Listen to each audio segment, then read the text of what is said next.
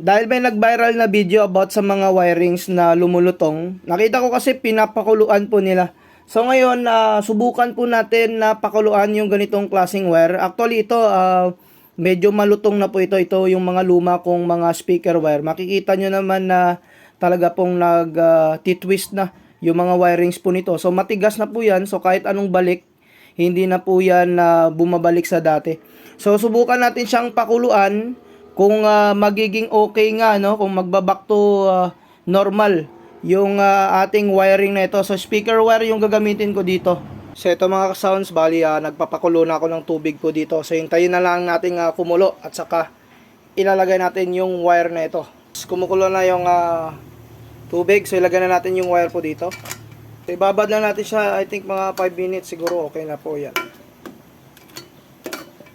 Pakulong lang natin. Parang nagluluto ka lang ng pansit.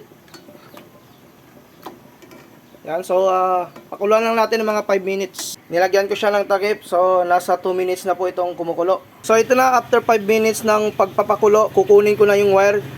Tingnan natin kung may pagbabago sa texture ng ganitong klaseng wire. After napakuluan ng 5 minutes, so ito po yung nangyari sa wire. Unang-una, expectation ko, magiging bago ulit yung wire. So kung makikita po ninyo, ganun pa rin.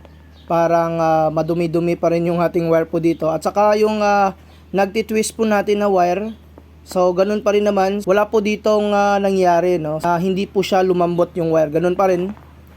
Matigas pa rin po siya. Siguro kulang lang sa pagpapakulo kasi 5 minutes lang naman. Hindi ko lang sure kung siguro mas matagal na pagpapakulo, mas epektibo. Hindi lang ako dyan sigurado. Pero kasi dito sa 5 minutes na pagpapakulo, ganun pa rin, makikita po ninyo. So nagtitwist pa rin dito yung wire ng speaker na ito. So kaya subukan natin siyang buksan sa loob. Tapos check po natin. Sa loob naman ng wire, okay pa rin yung wire po dito. At tibay pa rin naman yung wire po niya. Siguro dahil sa 5 minutes lang na pagpapakulo, walang nangyari sa wire.